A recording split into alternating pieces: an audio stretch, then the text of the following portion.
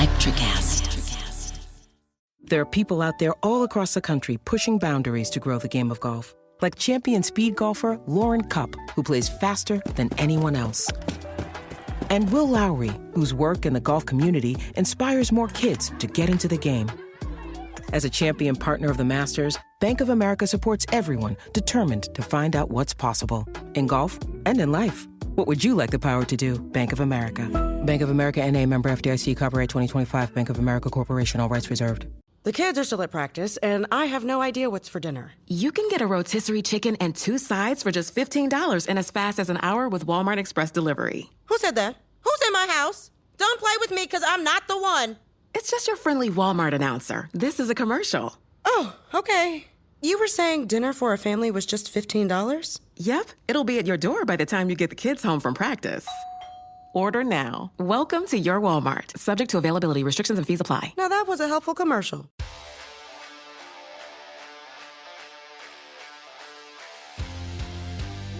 It's basketball season, ladies and gentlemen, and this is Missing the Point. We're here to talk basketball, the round thing into the other round thing, the great game that we all know and love.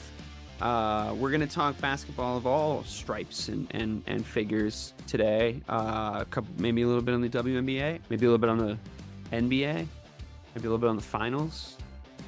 Maybe we'll solve racism. I don't know. We've done it all before. Real quick, though. Did you listen to Houdini? No. Everybody's mad at Eminem. So you know what's funny? First thing I thought of was, I'm thinking Houdini, like Friends. How many of us are there? Like I thought that's the thing I thought of. Sorry, old school guy here. We're both old school guys there. Well, I did hear the track. Listen, this is what he's been doing for years. Tell me about it, buddy.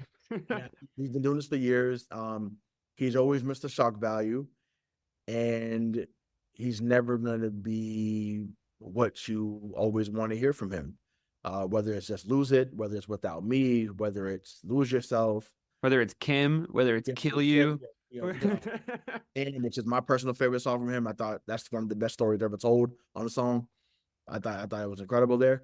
So this is what he does. It still sounds better than 90% of the stuff that's being put out now. So, but talk about divisive. He always causes a stir, and he's going to continue to do so as long as he continues to put out music. But let me be clear, I am an Eminem fan, and once again, people always tell me like, "Oh, like who goes into a car and says play that new Eminem?" There's a lot of artists that y'all fucking rock with or listen to, that we're not going into the car listening to in 2024. Regardless, whether they're brand new, whether they're old school, like let's not let's not go there.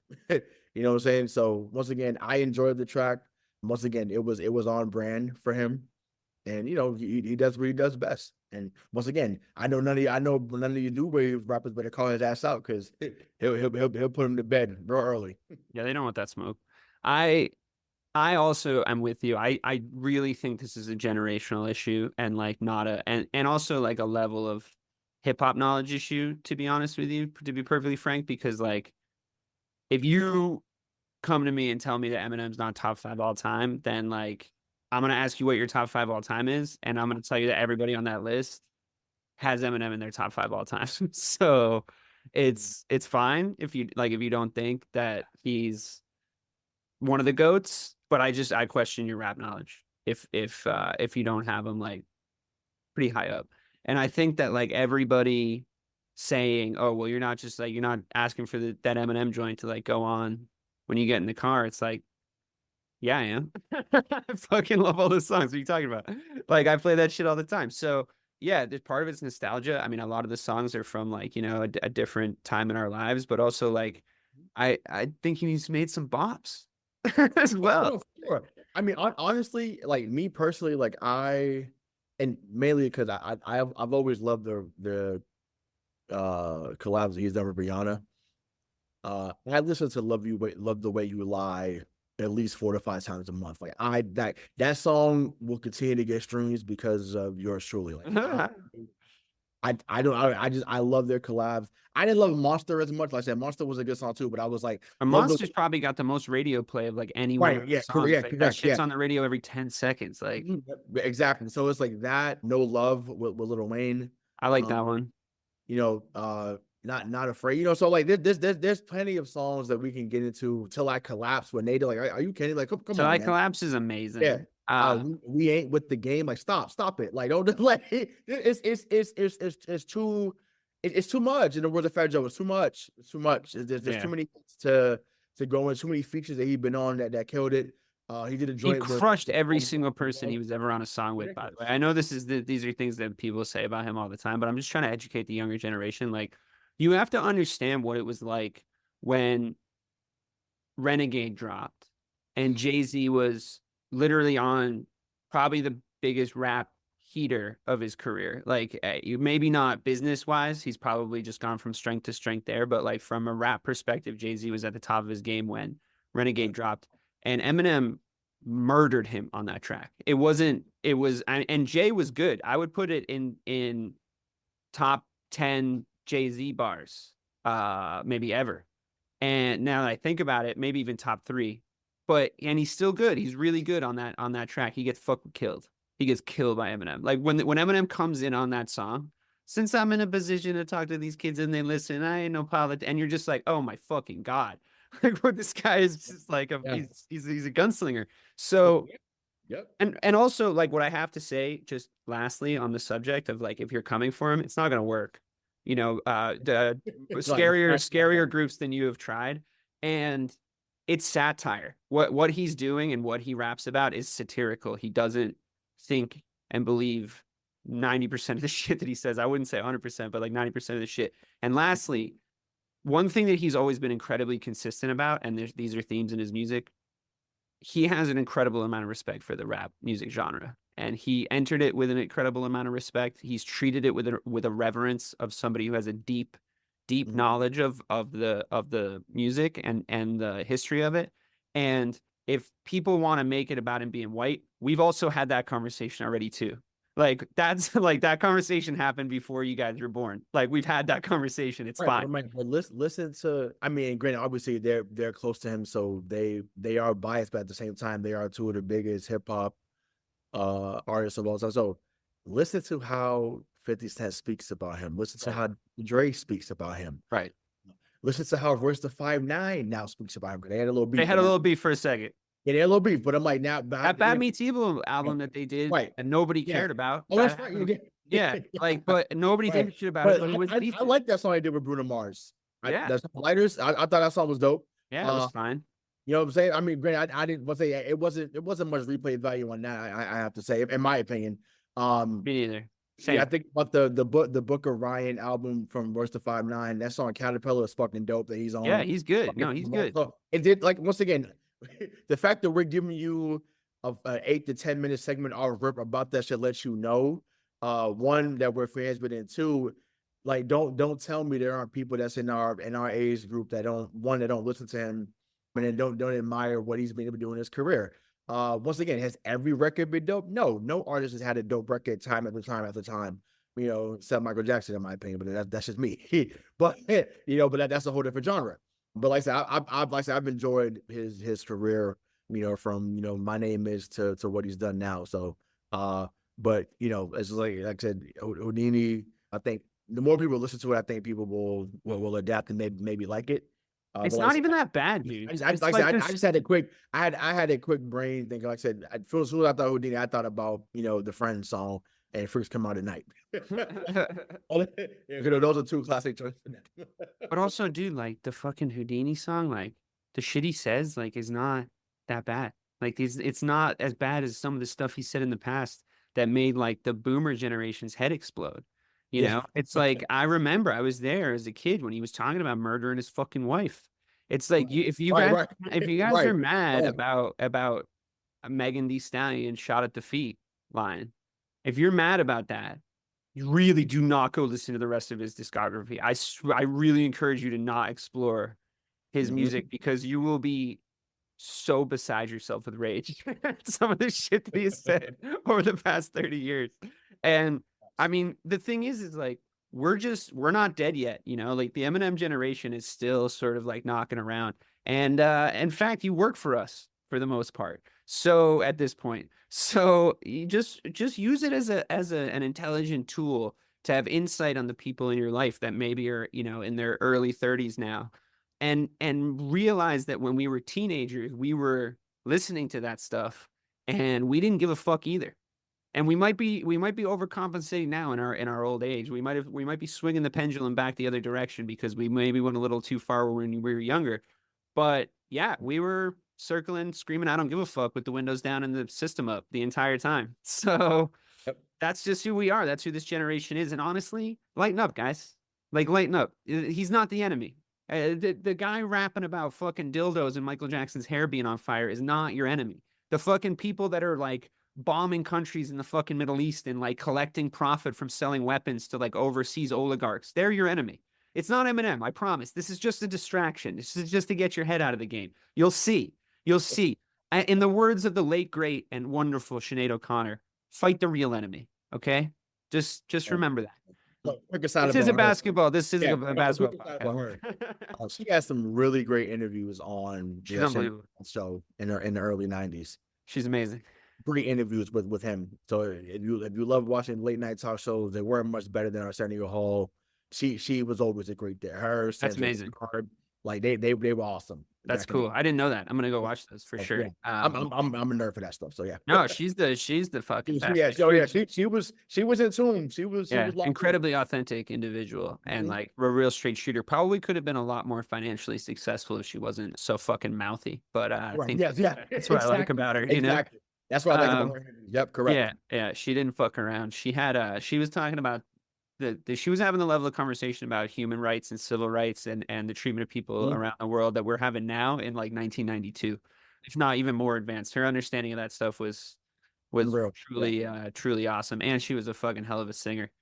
I know that Conor McGregor is problematic, but there is something so dope about when he does his entrance and like he does it. The start of the mashup is Sinead O'Connor singing "The Foggy Dew," and that song is so fucking powerful. It just, if you do feel like it's like you're a warrior poet about to descend the hill and like go into battle when you hear that beat. No one's done a real remix of it for a hip hop song. And I'm like, guys, it's right there. Like, you got to take that shit and do something, just put some bars together on it because it slaps. Okay, this is a basketball podcast, but we were talking about the culture for a second. It is what it is. You know what I mean? It's all encompassing. The culture is all encompassing, and it's why when you fire up NBA, it's not just a basketball game. You get to skateboard around the city and buy shoes and sweatshirts and records, and it's all part of it. So your one-stop shop for all things knowledge here. Missing the point. How about Caitlin Clarke? I don't think we've discussed her on this podcast, much to my chagrin, because she's part of the national conversation, and especially the national sports conversation, and I think for good reason. I think what my perspective on her, just like overall, is she like finally a female athlete came along and played at the level where the dumb like girl sports jokes became unfunny. Because it's like, if you make jokes about her and it's like, oh, women's sports, she couldn't do X, Y, and Z. It's like, oh, you obviously haven't been paying attention. Because like, if you just watch what she's doing on the court and also like understand the game of basketball, you just put those two things together and you're just going to have a little bit more respect, I think. Because I saw her in that 3-point shooting competition against Steph, and I was like, she's a bucket. Like, I mean, there's no, like she. That was Sabrina Ionescu from New York, but eventually, really, I thought it was Caitlin Clarke. No, it was Sabrina, because even better. Yeah, either way, they were comparing those two. I want to make sure for people trying to jump on us there. We know who both players are. I just thought it was Caitlin Clarke, but either way, both things are good for. Eventually, it will be her. Eventually, yeah. But both things are good for the women's game. You know what I mean? And like when you're starting to get this sort of level of national attention, where like these multiple female athletes can sort of compete at a level that like just smashes those jokes. You know what I mean? Like just makes those jokes and like the kind of comparisons silly because you're seeing them operated at a higher level. Right. So what do you think about her in general? The level of women's sports that we're sort of rising up to, and also the kind of controversy that seems to be brewing a little bit in the women's game since she's entered. Is there a target on her back? Is it? I mean, if it was the men's game, would we be talking about it in the same way? You know, I'm just curious to get your thoughts on the whole sort of deal now that the zeitgeist seems to have shifted to make room for women's sports. Yeah, no, I mean, I think that it's dope that they're being put on this stage. I think she really came into people's living rooms really about 2 years ago. You know, she had put on a really good performance at Iowa. And, you know, my homeboy Gary Bush had made a post about her, and I was like, I hadn't heard of her. I had watched some other women talent at the time, but I hadn't, you know, she wasn't on my radar, excuse me. But after I saw those highlights, I was like, oh, okay. I said she could definitely shoot it. She could pass it. You know, she is in the Big Ten, so you kind of want to see maybe if she could do it against some better competition. But man, you know, that championship game last season against Angel Reese and the LSU Tigers, that was a hell of a game. LSU obviously came out on top and won the national championship. But man, she's a walking bucket. Angel Reese is a hell of a player. Camila Cardozo is a hell of a player. You know, Rakia Jackson from Tennessee. Cameron Brink that came out of Stanford. And when I think about this class as a whole, the WNBA maybe in about 15 or 16 years really hasn't had a class like this. You think about in our era, we had Candace Parker, Tamika Catchings, you know, Lisa Leslie's of the world, Teresa Weatherspoons when we were growing up, TJ Panachero that was in Sacramento. You know, they'll start Sue Bird. You know, they were few and far in between of great players all at one time. Like people came and Yeah. You need a generation. Yeah, you need a generation. And this seemed like the 2003 NBA draft but forward for them, right?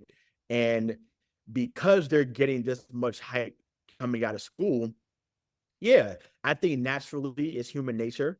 Although you're happy for their success, you know, you feel a bit slighted. And I think more as a competitor than anything else. I think as a woman, they're probably standing in unity. Shout out to Queen Latifah.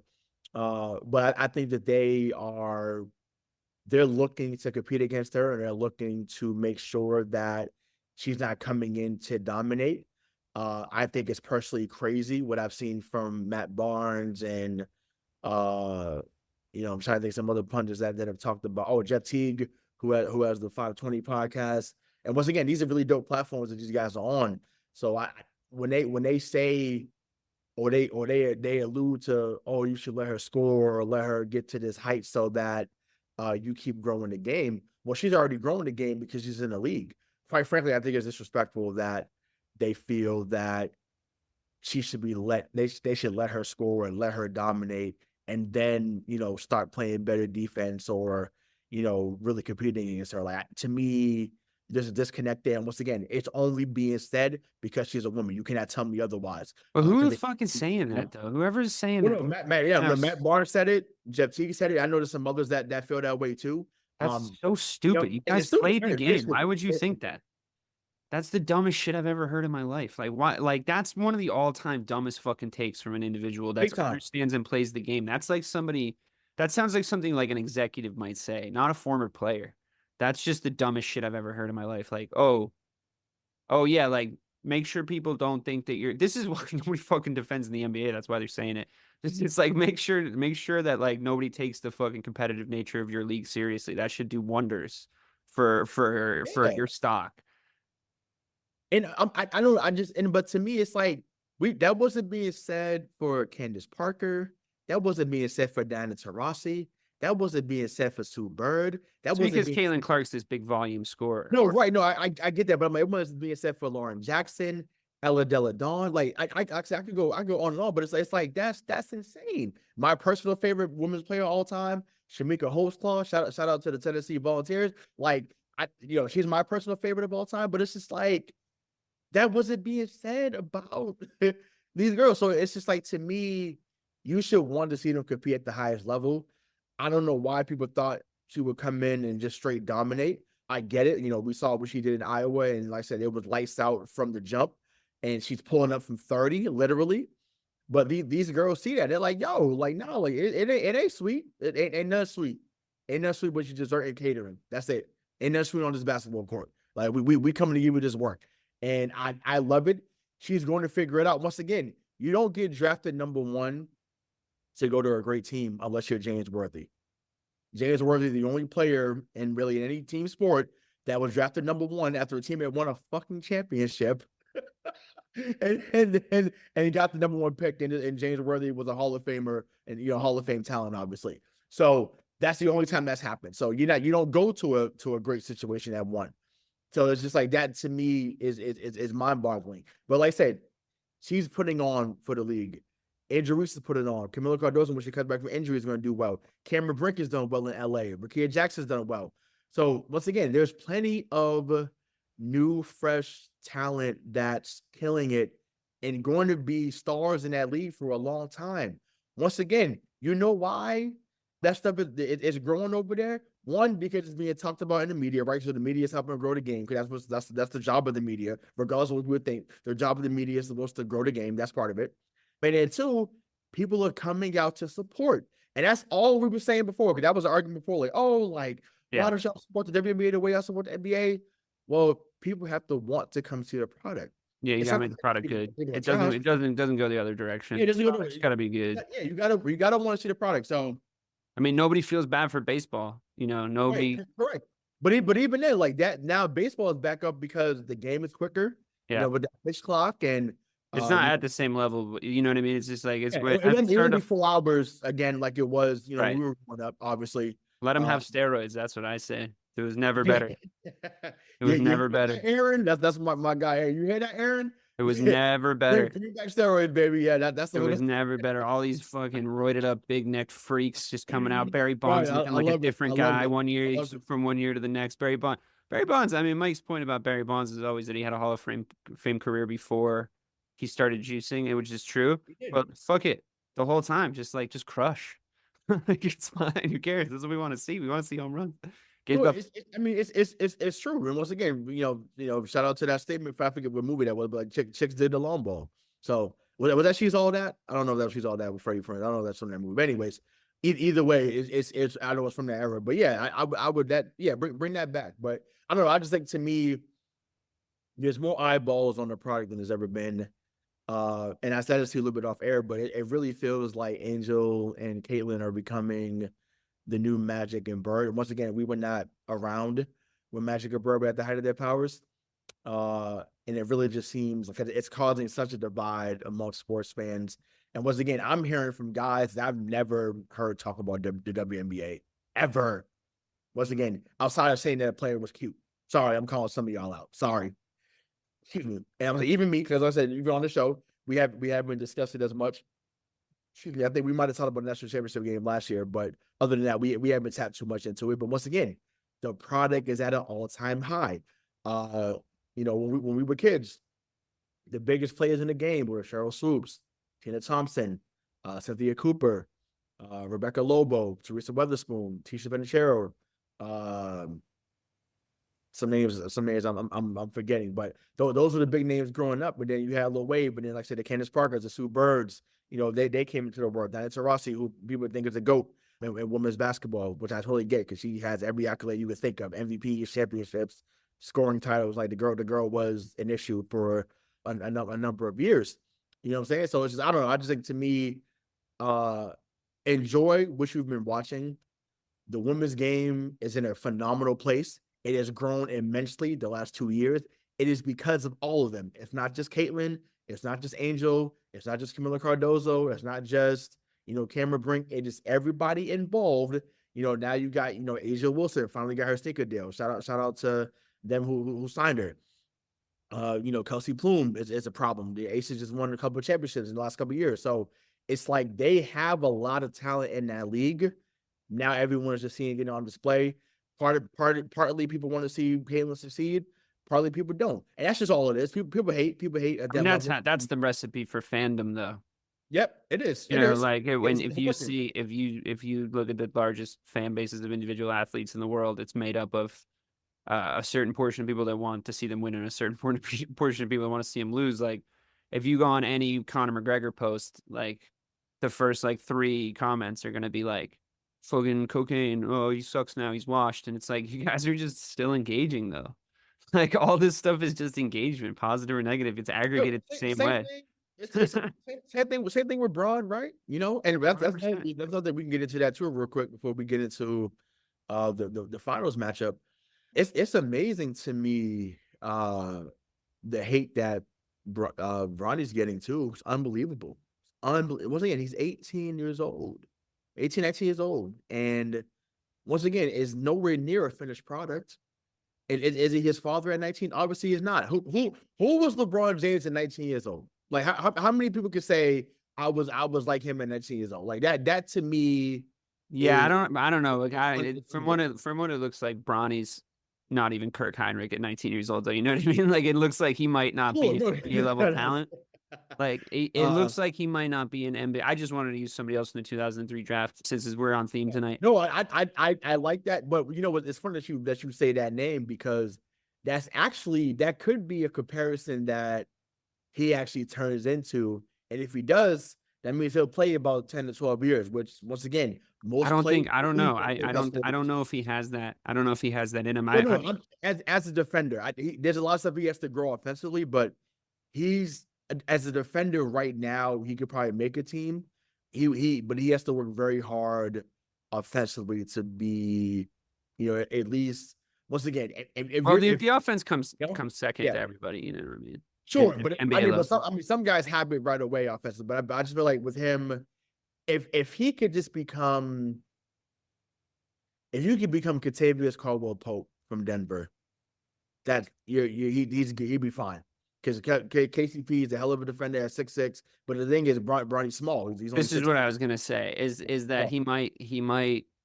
It's unfortunate for him because I don't think this is his fault. I don't hate him by any stretch. I agree with you. He's a kid, and I've spent a long time hating his dad. But like that's the sins of the father and not the sins of the son.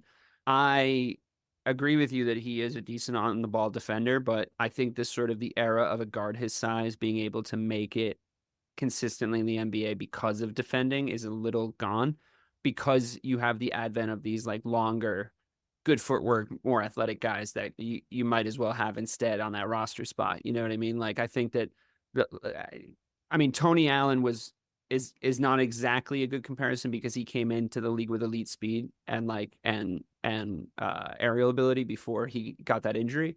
But if you can say, for instance, Tony Allen at his size comes into the league today with just the defending and the way he defended, like he might have a tough time being recognized. Like maybe, if you know what you know about Tony Allen, you're obviously going to be like, yeah, take him. Like trust me, like the tenacity, like, his ability to actually, his offensive game might not be the first thing we're talking about, but he developed an ability to score in really big moments and make big defensive plays in big moments. And like, we all saw that.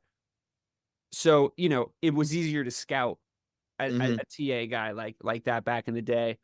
I think Bronny says a lot of the right things. I think the players he compares himself to are very smart. I think that his goals for like who he wants to sort of be in the NBA are realistic.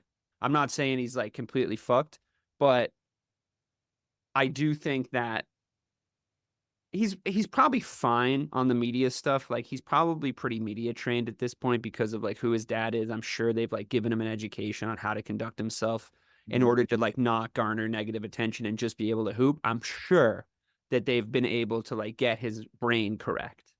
It, just with experience, and also like there's a book on this now. You know what I mean? Like you can figure out how to like get your brain right. So I think, with the exception of the moment, I think will be cool when LeBron and Bronny are like on the court at the same time. I think that's a really cool singular moment that LeBron James really deserves, to be honest, because the thing that he did better than anybody in the history of basketball, and this is unarguable, is he stayed at the level he stayed at for as long as he did. And like that, whether you're arguing Michael Jordan's the GOAT or you're arguing LeBron James is the GOAT, like this isn't that conversation. It's Michael, but this isn't that conversation because he won 6 Defensive Player of the Year awards. But anyway, it doesn't matter. That's not this conversation. This conversation is about LeBron James specifically, and then the thing that was so singular about him was the insane way, in like a la Tom Brady, that he kept, but athletically, he kept an incredibly high standard for as long as he did. he's not a top 5 player anymore, but like he's still top 10, and that's fucking crazy. So like, Right. you Yeah. know, No, that like that's just insane. Like, and if you don't think that, then like I don't know, dude. Like, you try. Like, you know. So it's an incredible achievement, and I think that being on the court with his son is going to be sort of the trophy moment of recognition and flower giving and applause that he deserves for being as durable and long lasting as he's been, and being the face of the league for as long as he was. And I think that's a cool moment for him, and I'm looking forward to him getting it. And if Bronny doesn't make it a team for 10 to 12 years, like you said, he'll be okay. yeah. So, you know, Absolutely. I think also too, people are really waiting for the younger brother to see what he does too. I think that Bryce seems to already be taller. I think he's already like 6'5", 6'6". So Bronny is as explosive, or he's closer to Dad's explosion. Bryce has the finesse that LeBron got later in his career. So we'll see if he kind of gets that athleticism as he gets older. But I don't know. I just think, to me, I still feel like he should have waited till next year to come out. But I get it. Once again, if you're trying to fit the timeline of coming out and playing with that, I get that. But I want to say this too, because I think the groundwork is being set. The foundation, I should say, is being set. The news came out the other day about the Pelicans moving on from that pick, and they left it for LA. So LA is now picking at 17 this year. If you don't think that that's where he's not, he's gonna get picked by the Lakers at 17. And they're gonna play together. He's gonna get his standard contract for playing, because he's a first rounder. He'll play in the summer league and all that good stuff. He's gonna get picked at 17. He's gonna be a LA Laker. Don't worry about it. It's like I'm ending the speculation right now. I'm telling you, he's not gonna get picked anywhere else. There's only 2 teams that really can handle that, can only pay for LeBron cap wise anyways, and that's Philly and Detroit. He's not going to fucking Detroit. Let's be honest. Once again, he's not coming here either. So let's kill that noise too. Because was like, oh, like at 54, you think the Celtics get Brian? He's not falling that low, and that's not happening. Rich Paul and Braun, whoever the power of that be that's behind him, they're not letting him fall that far. I'm telling you, he would be the 17th pick in the draft. He would have his chance to make an impact, and he'll have a roster spot come October. That's not a prediction, as we say on K-Fit Critics. It's a spoiler. Like, so I'm telling you that's gonna happen. So, and like I said, I look forward to it. Like I said, I hope that he does really well, and like I said, he gets to learn under his dad and other players that's on that team. But he will be a Laker come June. I mean, yeah, well, later on this month he'll be a Laker. all right. I don't know. I think it's a reach, but I think So let me be clear. I agree. It is a reach, but so it's coming. Yeah. All right. Well, let's talk finals. Finals. I guess the way I wanted to frame this conversation was sort of before we go into the minutia and the details of what we think matchup wise, and we've alluded to a lot of that stuff already on this show. When kind of looking forward, especially because it looked so early, like it was going to be us versus Dallas. So we have covered this stuff, but I guess my question to you, Ray, is what does it felt like people's read on this series is going into it? Because I've personally felt a couple of things are true. One is that everybody absolutely fucking despises the Celtics. I think basketball fans despise them because, depending on their age, they've seen them have a lot of success. I think current fans, even if they're just getting into the game, despise them because they're the best team. They won the most games. So they just, people like to root for the underdog. I get that. I think people don't like Jayson Tatum for, whatever reason.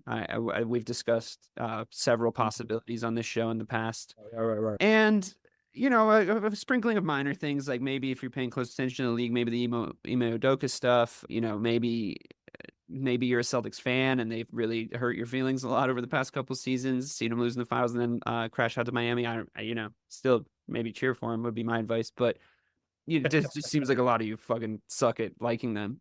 If you read the internet, big time. But that does what it is, what it seems like. And simultaneously, I think that people are really talking about the Mavericks as if it would be an all-time insane upset.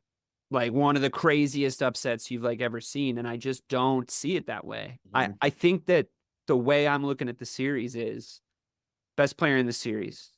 It's either going to be Tatum or it's going to be Luka. And the best player in the series, the team with the best player in the series usually wins the finals. In fact, I can't really think of a time when a team with the best player in the series didn't win the finals. I think you can get through a couple of rounds early on, but like if you have the best guy, the best one guy in the finals, you're probably going to win the finals.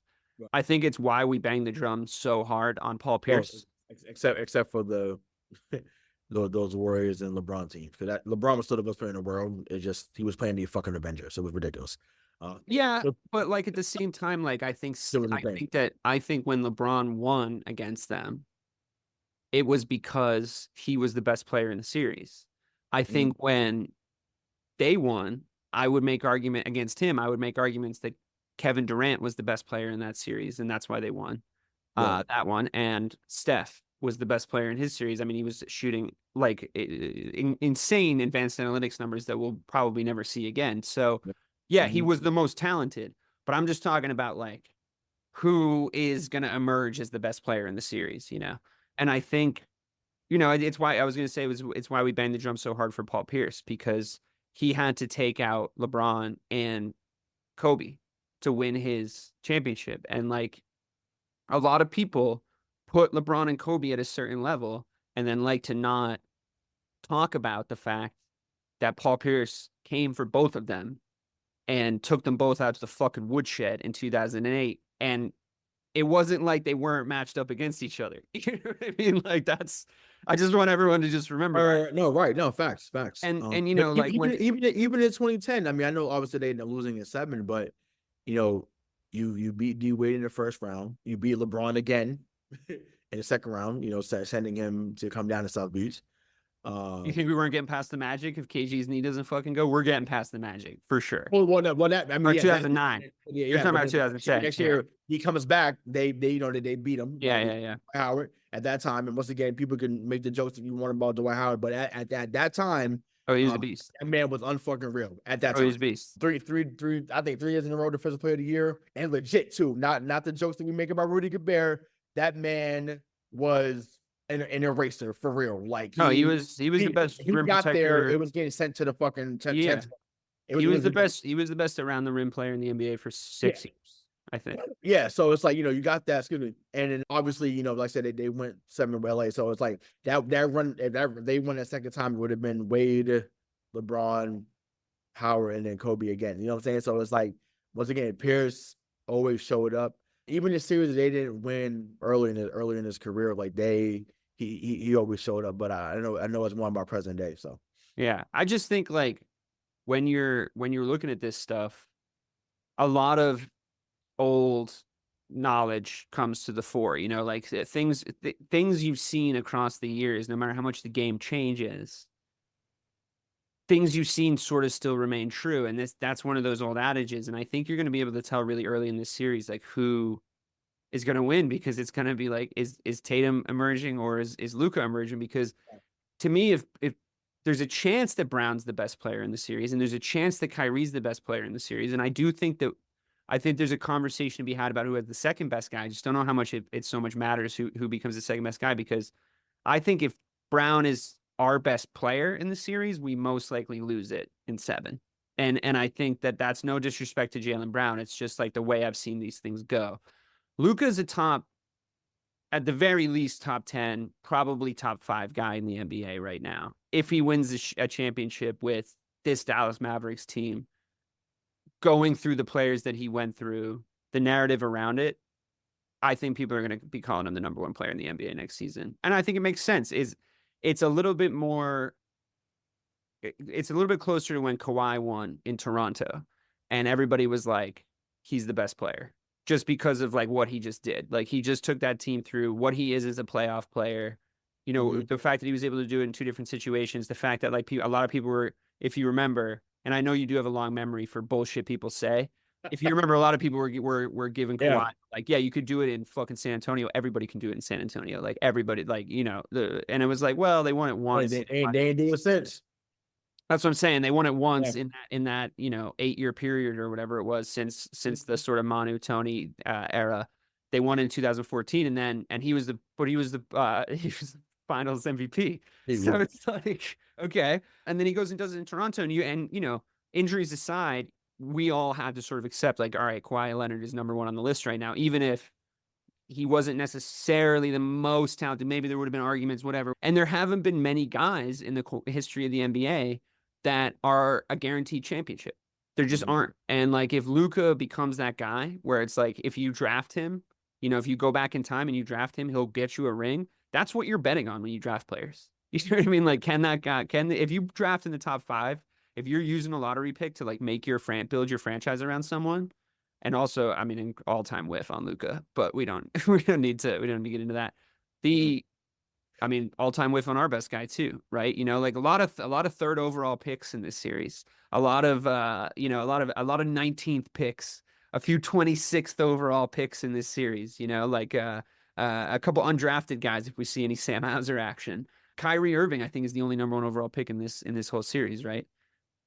Yeah, it has to be. Yeah, I mean, Tatum was going to be 1, but yes. Yeah, but he was 3, and so is JB. So I think that there's a little bit of a chip on their shoulder element to this.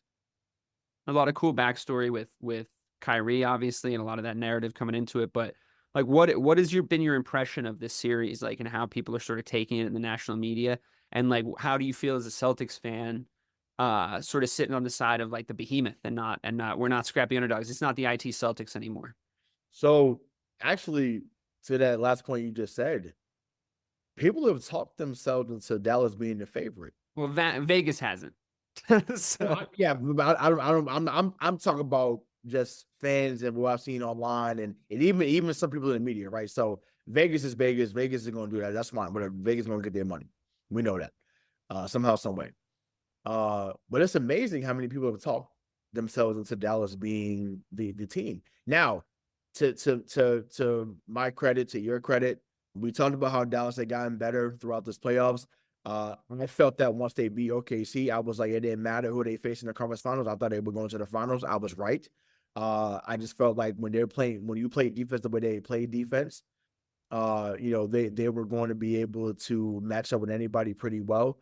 That being said, shout out to what Austin Rivers said on his new show the other day.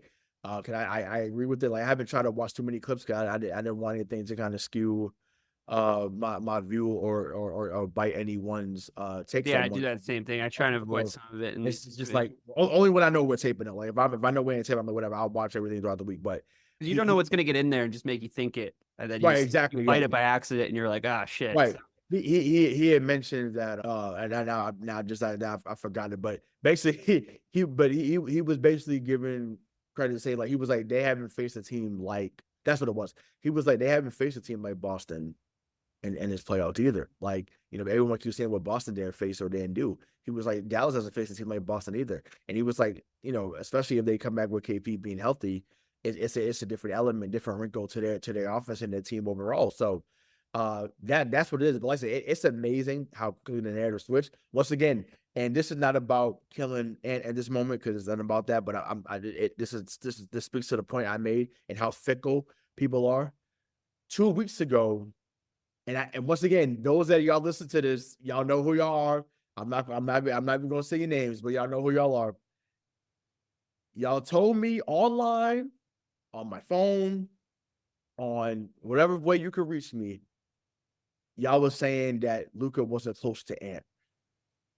I know this because I could post it. Usually it wasn't close. And now all of a sudden, because this man is now in the finals, and because you hate Jayson Tatum and you hate the Celtics overall, now you're like, man, Tatum ain't fucking with Luka. Luka is this, Luka is that. And once again, all the accolades people give to him is rightfully given. That man is an assassin to the highest degree. The man is a problem. He is. Yeah, that cannot be, and it shouldn't be denied if you're an actual basketball fan and an unbiased one. That being said, it's amazing how quickly people change. And this is what we was talking about when Denver was facing, Minnesota in the second round. We talked about this. I said, he's playing well. I said, but the narrative will switch if he doesn't win. And that's exactly what happened, because people will love to build and build and build and build you up, like how they've done with Tatum at certain times. And as soon as you have a moment that you find a chink in their armor, they immediately go to attack mode. Immediately. And something else that came to mind, I have to address this. Channing Frye, who was 1/3 of the Road Tripping podcast with Ali LaForce and Richard Jefferson, really good show. I could not fucking believe what I heard Channing Frye say, who I respect his basketball prowess, his opinion.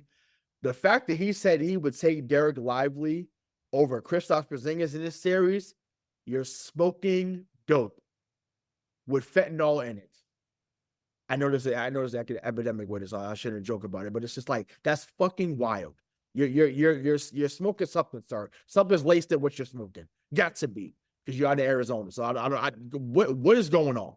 That I cannot believe that man said that he would take Derek Lively, over Porzingis at this stage. Unreal. I mean, because he thinks because he was a 7-footer, but he doesn't understand what it is to be a 7-footer that can do the things that Kristaps Porzingis can do. It's like, damn. But listen, ironically, they're both big men that were picked by New York.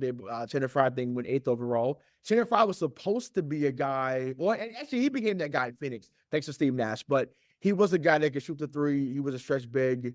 But like I said, he was nowhere near what Lively is right now, and then what KP became. So it's just like, maybe you're right. Maybe he's hating from a perspective, but it's just, once again, these guys, like the Channing Fryes, the Stephen A's, the Skip Baylesses, like, just to name a few, your platform is too big. Even Gilbert Arenas too, because the shit he was saying about Steph Curry not being generational talent, that's a whole other thing. That was wild too. The stuff that some of y'all spit out y'all mouths, y'all platform is too big to spew the stuff that y'all spew, and it'd be way off base. I get it's entertainment based. I get it. I'm not disputing that. We're doing an entertainment thing too. We get that. And we thank y'all for those that keep listening to us week after week. Keep doing it. Shit, keep spreading the word. But it's like, we try to give logical takes as well. Everything is not rooted in, hyperbole. What the fuck? That shit's crazy. And like, am I tripping? Because I'm just like, I don't understand it. How these certain takes are being made, and it's being made with conviction. They ain't like they're kind of shying away from it. They're legitimately saying we feel X, Y, and Z, and trying to stand on business on that. So I'm like, I don't know, but I don't know your thoughts on it, but I think it's fucking wild. I mean, I totally agree with you, but just to try and put an alternate perspective on it, like, Derek Lively's had a great playoffs. Like, he's had a truly great playoffs, and like he's at 20 years old, he's flying around out there, blocking shots, like, looking super athletic for his size, being like a really good intangibles guy at 7'1" or whatever he is, 7 even, and like he, being a really good intangibles guy at that size just brings like a lot of stuff to the basketball team that you're playing on, and like he was such a disruptor against the T-Wolves, like the way that he was able to sort of the way that they fucked with Luka, and Luka was still, with Jokic. And Jokic was still getting his, obviously, but they were, the T-Wolves were fucking with him. Like they were throwing bodies at him. They're built to do that, as we've discussed. Like they have guys of a certain size where like certain switches don't kill them too bad. Although I think Gobert could have done a lot better on a lot of those one-on-one situations. But it's hard to defend that guy. He's doing that. He was then doing that to the Wolves. Lively was like he was kind of disrupting the way that they were trying to generate offense from the forward positions. He was now.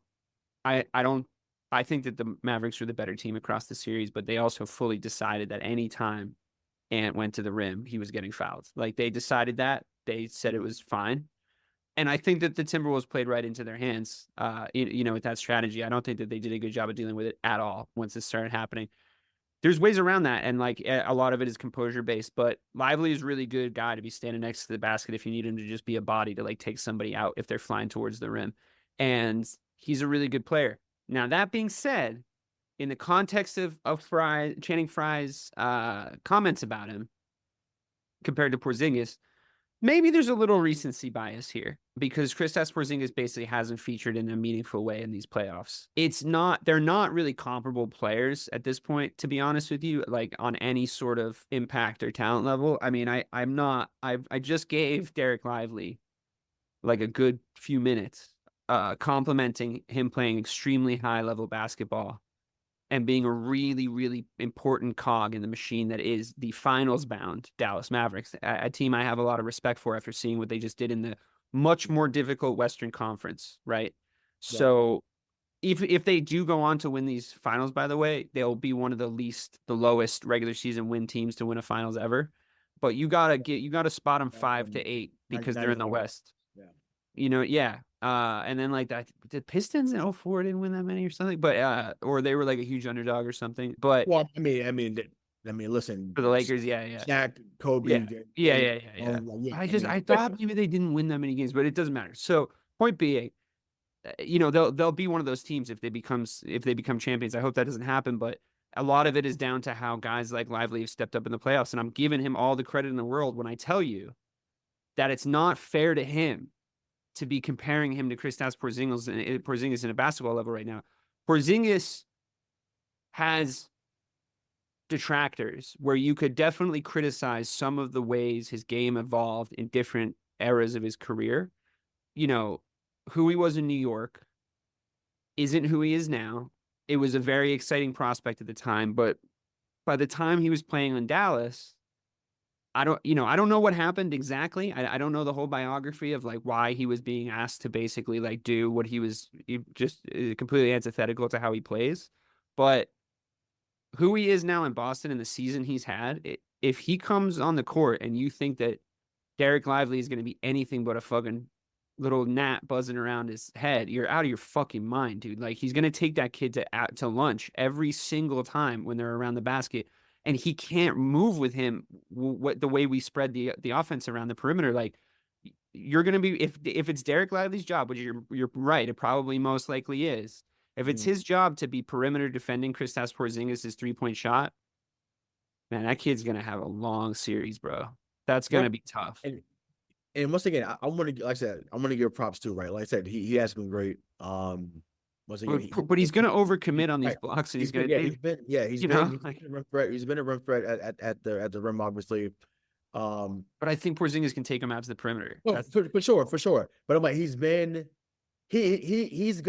become Tyson Chandler 2.0, and I said that on the previous show. But he is Tyson Chandler 2.0. That is a perfect comparison for him in my opinion. Great, not a problem. He's a better playmaker already than Tyson Chandler ever was. That I can say. Yeah, but also Tyson Chandler got given the opportunity to hit a certain age and get that contract year. Do you remember like before he went to New York, the contract year that he had, he played out of his fucking mind. Yeah, yeah, he played out of his fucking mind that year. They let him age a little bit. Jesus Christ, like leave poor Derek Lively alone. He's gonna get crucified by Kristaps Porzingis in this series if we get him back. But also too, boy, he's looking good from what I saw in practice the other day. They didn't leak out too much, but he looks like he's moving around pretty good. But it's just like the thing is too, Chet Holmgren, who's more of a comparison to Porzingis because of his size and how he's built. Chet has some success against them in the second round. Yeah, they lost obviously, but he has some success. So if Chet Holmgren had success against Lively and Gafford, what do you think a healthy Porzingis is going to do? Yeah. And once again, I want to reiterate this because people have selective amnesia. Shout out to my grandmother, God rest her soul. And that was one of her favorite statements. People have selective amnesia. People have selective amnesia when it comes to what's happened with these matchups the last several years. KG's jersey retirement ceremony was in March of 2022. That is the last time a Luka-led team has beaten Boston. So in the last 2 seasons, they have not beaten them, right? And once again, Luka definitely had the number early on. The game winner he had a few years back. We had a big game here. They had on that KG ceremony. Spencer Dinwiddie had the biggest shot of the game that day. Excuse me. So I get that, right? He's had some big moments. The March 1st, when they had the current roster they have now, they had on March 1st, they got beat by 30.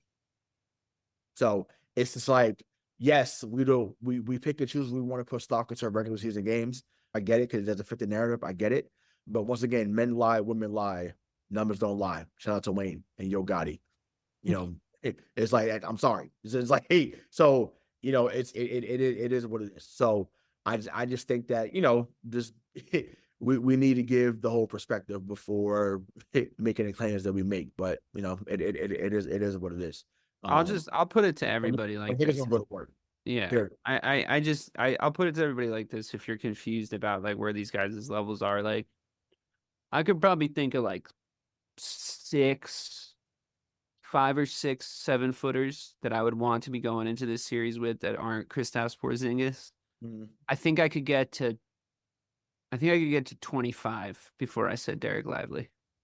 And that's no disrespect to Derek Lively. There's a lot of really good players that play the 4 and the 5 and could do a lot for your team to help win basketball games. But I want to be clear. It's only because of his age. Once again, I think in 2 to 3 years, I agree.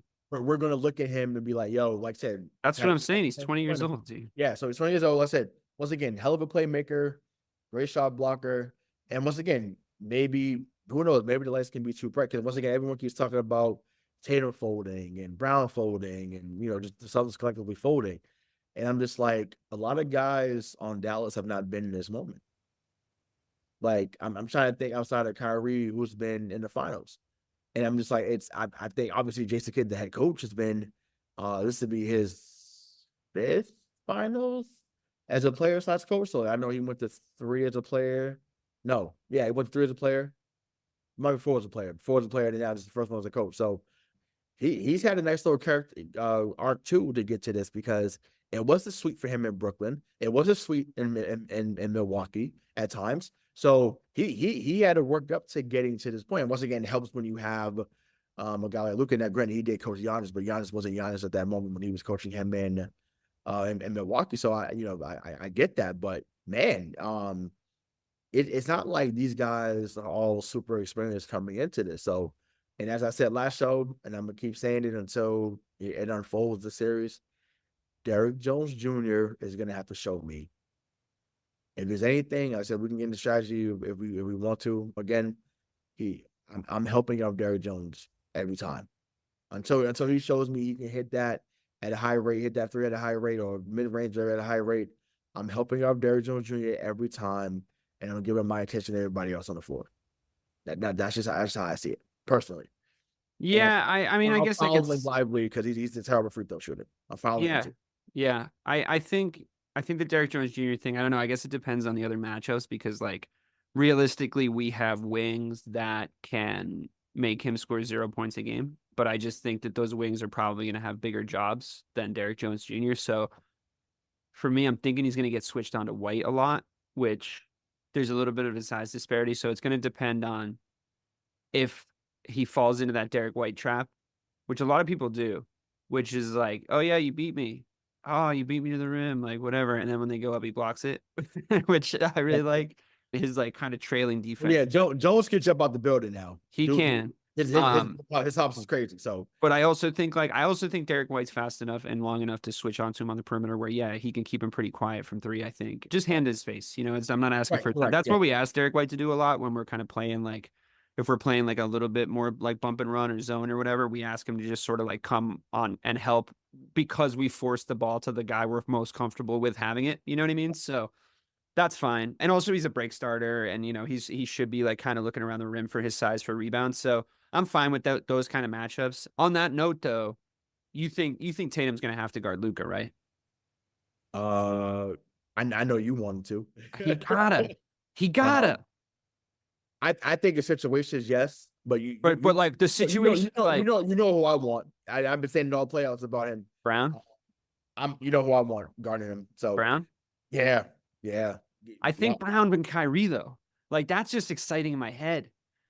Yeah, I mean that's cool. No, who do you put Drew on then? You let him be the roamer. Yeah, you let him play safety like he does. Like you let him play safety and help. Yeah, because I'm just like, to me, once again, yeah, okay, and that, I mean, that's what's going to be like. Then cool, because my thing is, I just, what I don't want to see I don't want to see what we saw from Minnesota, which they were blitzing them on every pick and roll, and then Lively was in the middle of the zone. Well, that's going to be a big part of what they're going to try to do when Al's on the floor, though, is they're going to try and hit us on that pick and roll where we drop and No, right, but I'm like that's cool, but I don't want us to blitz Luka or Kyrie at the top of the key, because if they get around our guy, once again, I think that we're once again, just no disrespect to Jaden McDaniels and obviously Ant had times when he locked down as a defender. Defensively, when the Celtics locked in, this is the best defensive team in the league. I know people was clamoring about Minnesota, and I mean, Minnesota played some incredible playoff defense at times. But for 2 games against Denver and a little bit against they really were locked in. I get that, but we've seen it. We've seen it with this team, even before this iteration. Like when they decide, hey, you're not scoring for 5 minutes, it happens usually. So to me, I'm excited to see how those matchups unfold. But like I said, I just don't want to see any blitzing, because I don't want to see Kyrie or Luka get around with the dribble and then pull up for a 3 or pull up for a mid range.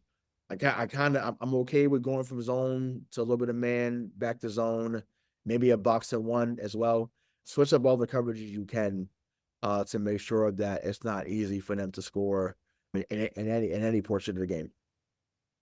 Yeah, I think all that's true, and I think it alludes to a larger point, which is like it's gonna have to be Luka and Kyrie, right? Like there's no way that their 3rd, 4th, 5th best guys are gonna be able to compete with our 3rd, 4th, and 5th best guys across the 7-game series. I think that'll be really helpful for runs, for game momentum, and stuff like that. But we got to do something about Luka Doncic, though, bro. Like I hope that I'm not. I hope that I'm exaggerating my fear of him, but like Rudy Gobert gets switched on him in that famous now scene of him basically daggering the T-Wolves, right? Rudy Gobert shouldn't have been on the floor in that situation. But that's a different conversation that I think we already had. I need that to be Jayson Tatum. Like I need that moment to happen. Or if and when it does, I need the guy standing in front of him to be Jayson Tatum. When you say like situationally he's going to be guarding him, that's the situation I want him guarding him in. You know what I mean? I think JB can hit him, tire him out, dog him. Kyrie did this amazing thing in his one-on-one defense against the T-Wolves, where every time he played really, really hard defense, it was because he had worn out the other guy. He just made him raggedy on the other end. And then he was just like situationally like, right up in his face, like just doing all the dirty tricks he's learned of being all these years in the NBA, getting in the guy's face, not letting him around him, doing this, that, and the other. That's what I want from Jaylen Brown across all their best offensive threats. I want him just coming through, sneaky steals, momentum. He can keep up with anybody going any speed in any direction. So he can just be annoying, as fuck. Yeah, Tatum's gotta pick up their best player in a situation where he's trying to score a bucket to take it to OT or to beat us. And it's in isolation. He just has to. It's just the way my basketball brain works, and I can't ever adopt the idea that like it's team defense, it's positionless basketball. Like this guy should be able to guard this guy. It's not true. It's not true. It's more true than it's ever been. And there's, the way that this team is built, I understand it. I understand why we play defense the way that we do. But in that situation, you got to just take it to the fucking streets, dude. You got to Rucker Park that shit. It's like, do not let him fucking score, dude. Do not let him fucking score that basket. And that, I think, is the moment that Jayson Tatum also needs for his career. I think that this is a thing that you think he has in him that will shut everybody We've seen it. We've seen it against KD. We've seen it. We haven't seen it in a finals game. No, right. But I'm saying like far as but being able to play that level of defense, absolutely. Kevin Durant's offensive player. Of course. No, I would take that. I'm aware that he can do it. I'm 100% aware that he can do it. I want him to know that he can do it in a situation that's big enough for him to take the crown of best player on the best team in the NBA. And that's what's at stake here. And he, quite frankly, I'd give his playoffs a B- so far, which is not a bad grade by any stretch. This team, the way you measure this, they have to be graded on a curve. Okay. if Derek White had Jayson Tatum's games instead of his own, he'd be an A-, right? That's no disrespect to Derek White. We're just grading him on a curve here because I have a certain set of expectations for Derek White to hit, right? I have a certain set of expectations for Jaylen Brown to hit. I have a certain set of expectations for Jayson Tatum to hit. Right. And I give him a B-. It's not terrible. You can win a championship with a Jayson Tatum level B- performance, probably. These guys are killers, bro. The thing is we're coming into a series against fucking killers. They are not going to roll over. You got to be a killer back. I don't want to swim in shark-infested waters and not have my own shark. So this is the thing, right? So we've and I get it, right? Because of what we've seen, what Dallas has been able to do throughout the playoffs, and Luka's been on a tear, Kyrie been on a redemption arc that people think he's on professionally. But my counter argument or question to that is, who are they guarding? Yeah, because what I've seen. That's a good point. What I've seen in the regular season, I've seen Jaylen Brown make that man look foolish. I'm talking about Luka. Made that man get on bended knee. And I'm not talking about boys to men. he got on bended knee and it was like, I can't, there's nothing I can do. Made the man look foolish. Tatum has had two of his best games this season against this Dallas team. He had 39 in the first one, and 32 in the second one. I just think, to me, if you're telling me that they think that Derek Jones Jr. is going to be the primary defender on Tatum, good luck. Because I'm sorry. Because once again, there's no way he may get a few possessions. There's no way he's stopping him the whole entire night. That's not happening. Once again, Anthony Edwards was stopped because he got tired. Whether we want to call it a or not, it's a fact. It's true. Well, he's also a 6'4" point guard. Right. You know what I'm saying? So I'm like, so you're able to do that. We're gonna try to do it to Kyrie. We're gonna try to do similar shit to Kyrie. Yep, and you put, and that's how you combat that, right? You put Kyrie in the pick and roll. Oh yeah. You put Derek Jones Jr. in the pick and roll. PJ Washington is probably the most versatile defender outside of Gafford and Lively. So, he may have some more success against Tatum, but once again, when PJ Washington was in Charlotte, he was on the grill too. He was on the grill, and he got served with extra rub sauce. Well, you're right though, because that means Luka's. Yeah, so so Luka's probably guarding who? Drew Holiday and but he's guarding Derek White. Even then. Or maybe they put Kyrie on Holiday. Who knows? But my thing is, if they put Kyrie on Drew, it's hunting season. And the reason why I say that is, once again, we know Kyrie can get his and we'll get his. Drew is one of the strongest guards this league has ever seen. Oh, he should just take him down. He should just take him down low every time. That's a fact. So if he gets him in the post, like how every time, go to work. Go to work. And I'm not going to stop until they switch. So you got to punish. That's how you have the matchup. You don't necessarily try to hunt them out in a different way. If you see that Kyrie, they're saying, we're going to put Kyrie on Drew, and Drew was in that low dunker spot. Every single time that he's on him, I'm giving it to him. I think they're going to put Luka on Drew. Sure. And so what that means, you put Kyrie on Tatum, and even then, I'm White. Okay. But once again, even then, Derek White's going to be aggressive enough where, if you say, well, we're going to back off Derek White get 25 on you in a heartbeat. And shout out to my boy Derek. He knows where I'm going with this. So he's going to laugh when he hears this part. Y'all keep saying that Tatum is not him, right? Collectively on Twitter, your boy Kendrick Perkins is leading the charge with that. He's not him. He's not this, not that. So I asked Jason Kidd and Ryashawn, the guys are the coaches, since the coach there. I'm humbly asking you to sag off Jayson Tatum in this series. Sag off him. You don't need to guard him. Since he's not him, you don't need to double team him. You don't need to do a box of one. Let Tatum go one-on-one against whoever you have and see what happens. Please. I am begging you. I'm asking you, since he's not him, he's not the guy They want to say he's not. Since he's not that good, he's not top 5. He's not top 10. Okay, fine. He going to tell just like I said about Derrick Jones. Say Tatum gonna have to show y'all, and I'm begging that y'all do that, please. I am bleeding. If I could get on one knee and get up, I would, and say, can y'all please sag off Tatum, please. Disrespect him and say you can't beat us. That's what I want. I know that's not going to happen, but that's what I'm looking for. I wanted to see if they would actually fall in line to do that, since he's not the guy. Clearly, NBA look at Tatum differently than the fucking media and the people on Twitter. Just saying. But I was told he's not a top 10 guy.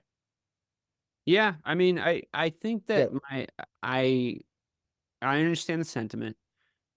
I don't really want that to happen because I'm still of the mind that his like 26% 3-point shooting is a real fucking issue, and I don't want him to be our primary perimeter scorer. Like I don't think that it's a smart way to build an offense.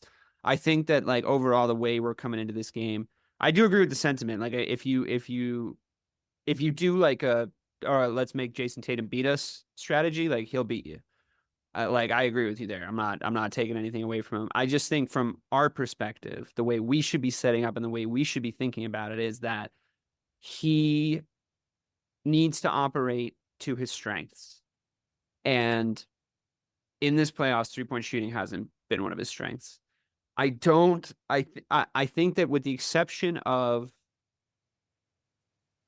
the Indiana Pacers, no team has been more on paper vulnerable to his game 6 feet from the basket than the Mavs. If we have Porzingis, if we're able to pull Lively out, which he'll have to move, unless I don't know, you want to put PJ Washington on Kristaps, Porzingis, have fun. I have no idea what they're gonna fucking do there. No, it probably would be Gafford, Lively. Yeah. Obviously it depends on who switches on to who. But with both Al and Kristaps, but with both Al and Kristaps offensively, we can move those guys away from the rim, right? Like that's something we can do effectively, which means that everyone else that you have sliding in to help in the paint is going to get tortured by Jayson Tatum. I wish he had like 3 more post moves, but whatever. We don't need to get into that conversation now. He did pull out one fucking 6-spin move in the Pacers series where I was like, where has that fucking been, sir? That spin was lethally fast for a man your size. That is, I mean, he was his first 2 to 3 years in the league. Like that's actually a shot that was there a lot for him. Yeah, I know. And I just think that obviously it's about getting back to that consistently. Obviously. Do you know how many guys have been in the NBA that can develop a post game that gets them past the guy guarding them and to the rim? Like it's not a very common skill. You know what I mean? Like the way that's and I'm talking about speed and distance from the basket. The way he can take guys out, move them exactly to the spot he wants to move them to, pretty much like just past the elbow, and spin on them because then he just needs 2 steps to the rim and it's Yam City.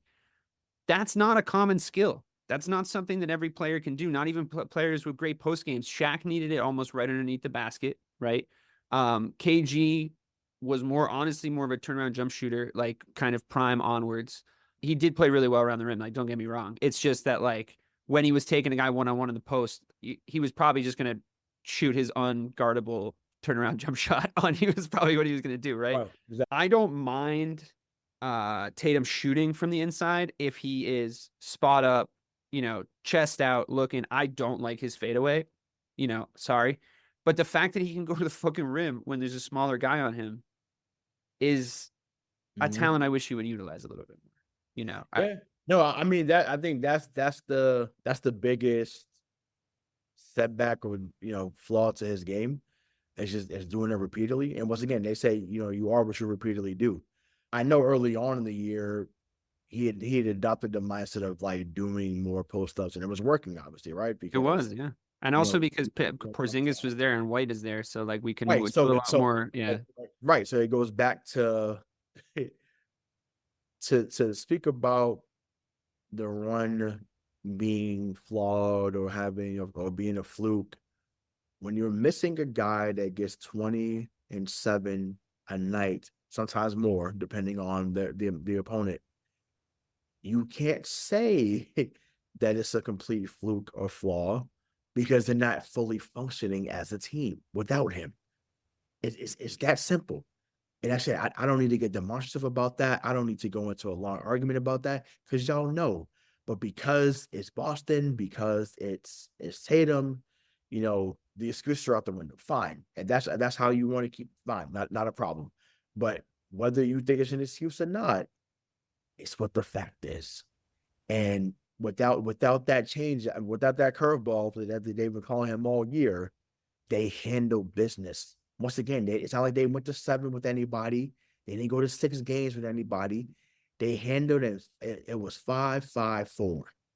Like that's literally what they did. So I just don't know how we fault them for that in that moment. And once again, I get it outside of the fairway, but there's even some Celtics fans that are dumb. And going off about that, where it's like, what else were they supposed to do? If they went 7 with any of these teams, you would have lost your mind. Mm-hmm. They dominate, and you're still upset. Like that's what I'm like. Wait a minute, like they took care of business early. You tripping about that? So I don't know, man. But like I said, back to the Tatum thing. I just think that he obviously the spacing hasn't been the same. Yes, Al has played above his means per usual. Also, as we record this on June 3rd, his birthday. So happy birthday, Al. You're now 38 years old. Anna, his sister, I told you, Anna, I didn't want to see you until after his birthday. So that's what happened because they took care of business on May 27th. So I'm happy about that. So we'll see you on Thursday night. So we cannot wait because the building is going to be rocking for sure. But yeah, like I said, I just to me, I just want to see what they look like when they're back to full strength because we already know, we've seen it throughout the year. You cannot double Tatum when Porzingis is out there. You just can't. You can do a little bit with Al's out there, do a little bit when Cornet's out there. You could not double Tatum or Brown or anybody else on that team when Porzingis is out there because you have to pay attention to them. You cannot just say, well, we're gonna leave him alone. I mean, it's a fucking matchup nightmare. It's a matchup nightmare. That's what I'm saying. Porzingis is out there for him. Like they really had their defensive. I was just looking at their Reddit, like while you were saying that stuff. I was looking at their their fan forum or whatever, and like it's just comment after comment of like they just can't figure out who matches up against who. It's really bad.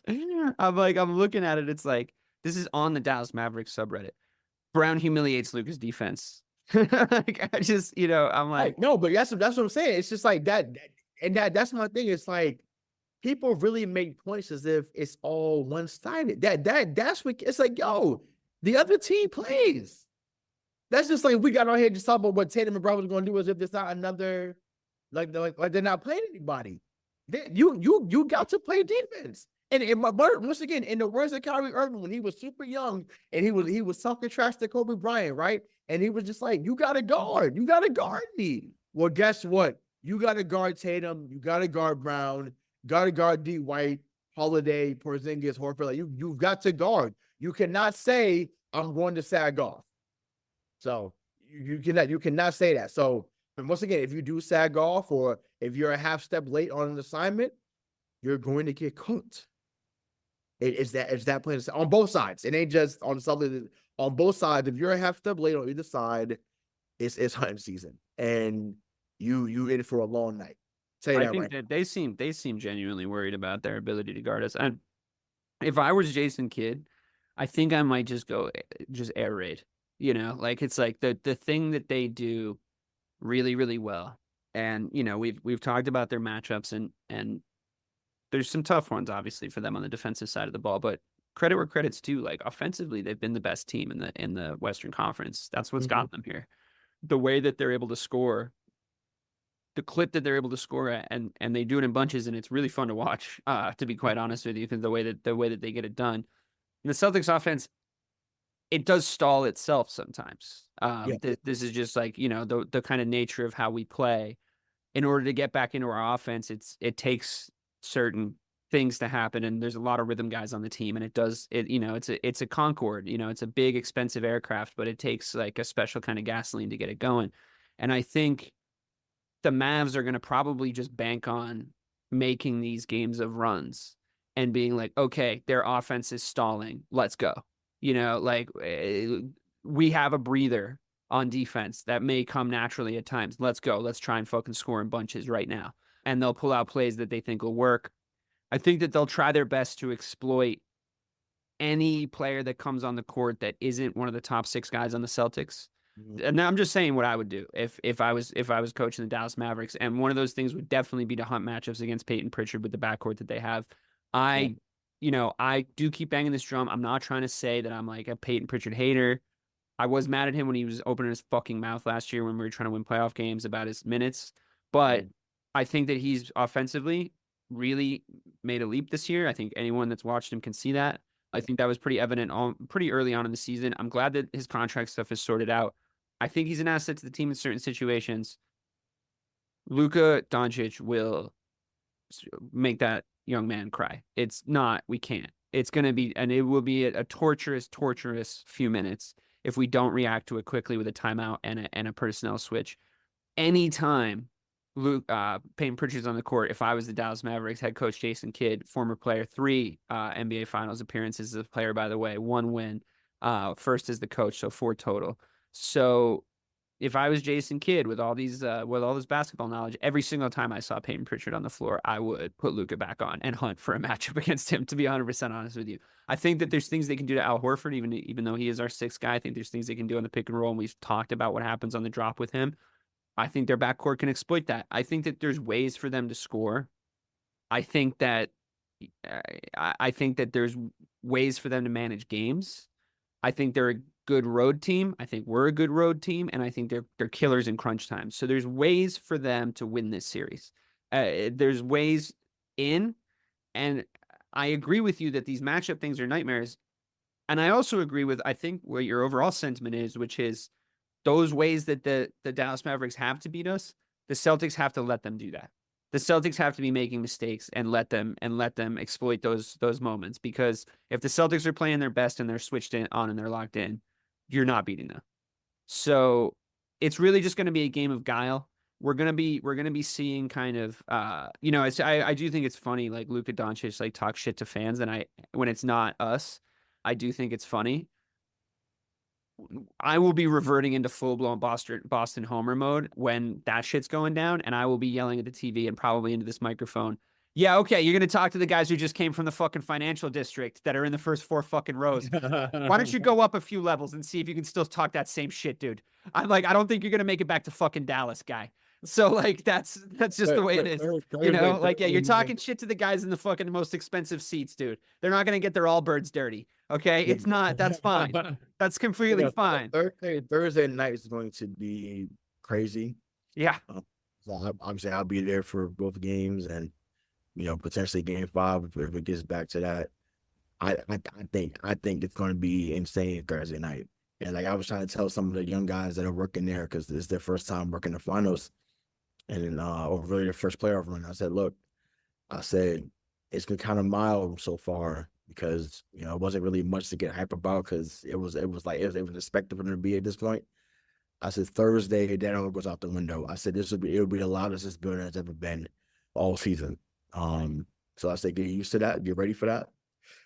I said everything ramps up a little bit. It's going to be crowded. I told it's going to be crowded on level 3, which is the floor level. I said every pundit you could think of is going to be there.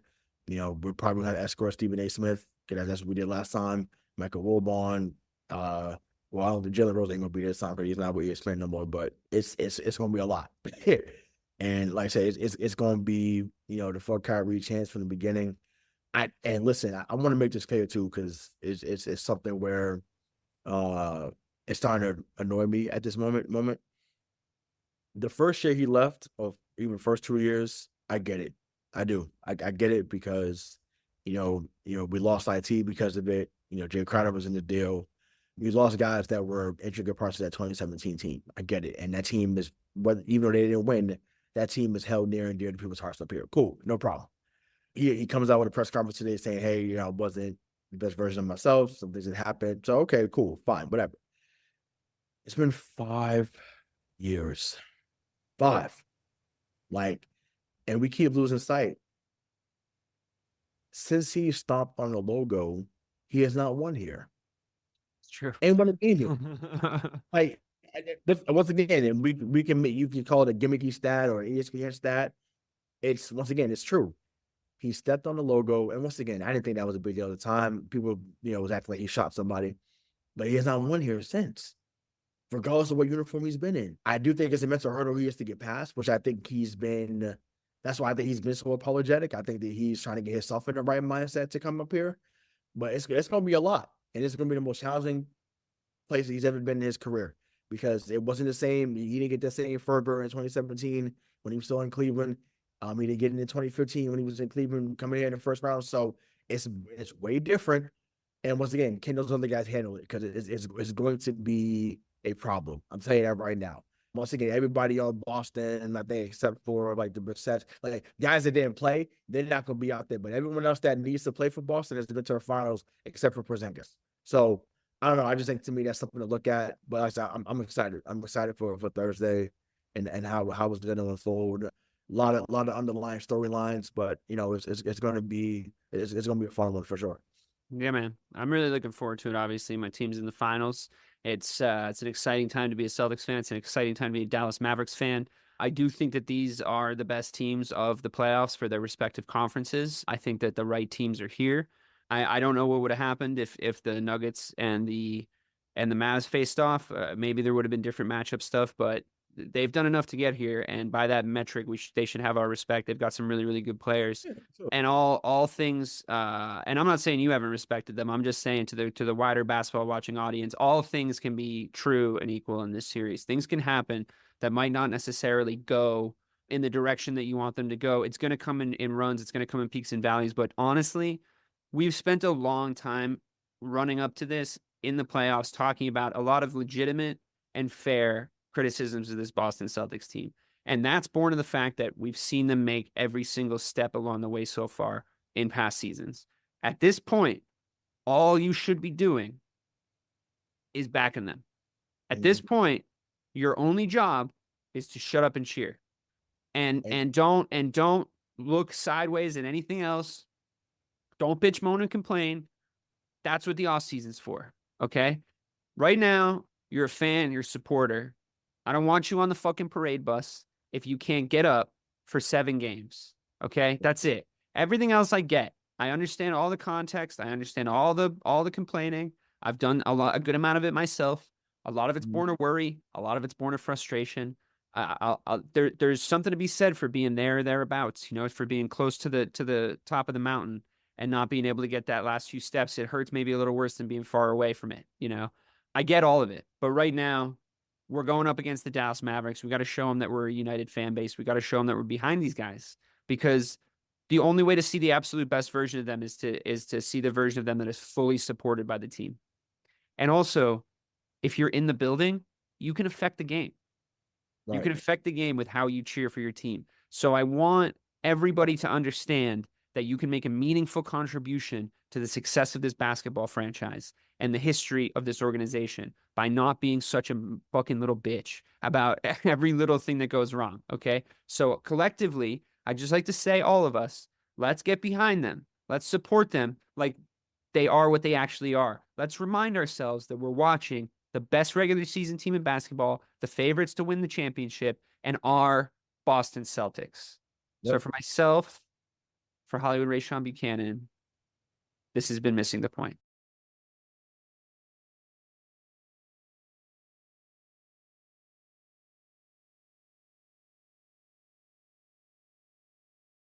Hi, I'm Sherilyn Fenn from Twin Peaks. What did you do on your last Saturday night? Did you hear something? Toilet paper. There's nada. The reserves have gone dry. People are hoarding it. I should have done that. They're all out of hand sanitizer at my Target. Mark, when did you last watch the news? We are getting reports of forced quarantines in China, Japan, and now Italy. You're cutting onions in half and putting them around your apartment. Yes, exactly. It kills the COVID. Excuse me? Let's go, get in. Vamos, rápido. Have you ever driven one of these? Never. I'll drive, ladies. I've got the keys. Excuse me, I'm lost. I'm looking for my wife. I got turned around. Join me, Eric Roberts, Jennifer Elise Cox, and Ed Asner for The Last Saturday Night, an Electricast podcast. You'll love it. Electricast. Electricast.